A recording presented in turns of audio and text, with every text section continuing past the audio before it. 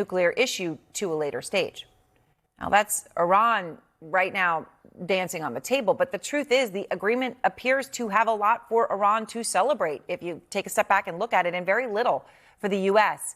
Point number 4 of the 14-point, it's a brief memo, but point number 4, let me read you this one.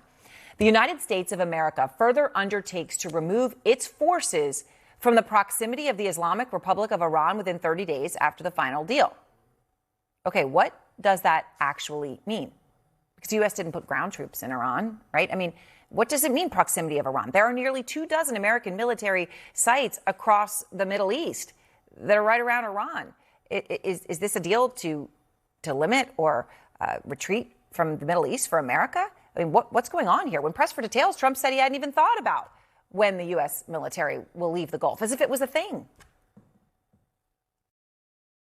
Good question. We haven't thought of it. We really, probably a while. It's a good place to stay. I would say a little while. See how it all goes. I mean, it's really confusing to even understand what he's talking about. No one's ever talked about removing or downsizing or anything with U.S. bases in the Middle East. There's this pretty stunning question out there. Let's go to point number 8, which reads, quote, the Islamic Republic of Iran reaffirms that it shall not procure or develop nuclear weapons. The most important word in there is reaffirms, because Iran is categorically not going to say that this is new, because Iran has repeatedly for decades said that they are not pursuing a nuclear weapon. They've said it again and again and again. The president of Iran, Pezeshkian, told it to me in a room of reporters in October. Every single time you met with them, they said it. Here's the president of Iran speaking at the UN last year. I hereby declare once more before this assembly that Iran has never sought and will never seek to build a nuclear bomb.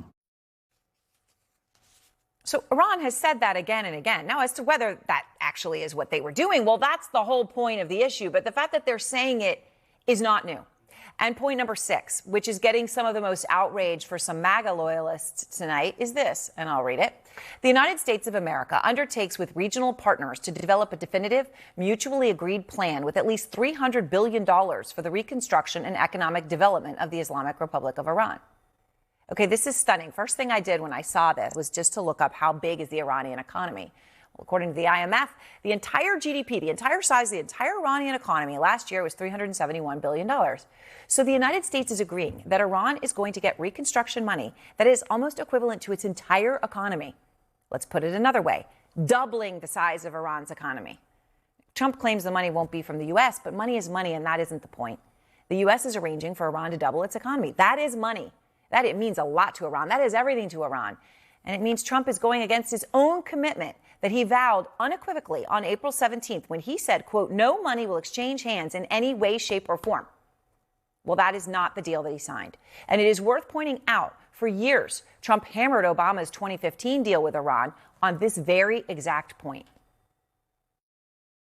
They gave billions and billions of dollars to Iran. This should have been done by Obama. He went the other way. He was giving them cash. This deal funneled tens of billions of dollars to Iran that would have funded all of the chaos and the bloodshed and the terror in the region and all throughout the world.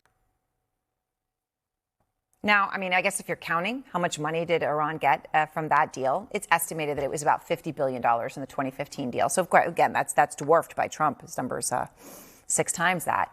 But the Obama administration at the time defended the $50 billion very specifically by saying they weren't giving money to Iran, that it was Iran's own assets that had been frozen in foreign banks under sanctions. So nobody was handing Iran money. It was just unfreezing their own money. But now, after all of Trump's criticism of Obama and the way that Trump, you heard, talked about that money, he's now using the exact same talking point, the exact same one, as Trump's agreement with Iran could unfreeze more than $100 billion in frozen assets, double the amount that the Iranians got under Obama. Double. Here's Trump today. We have taken their money. It's not our money. It's their money.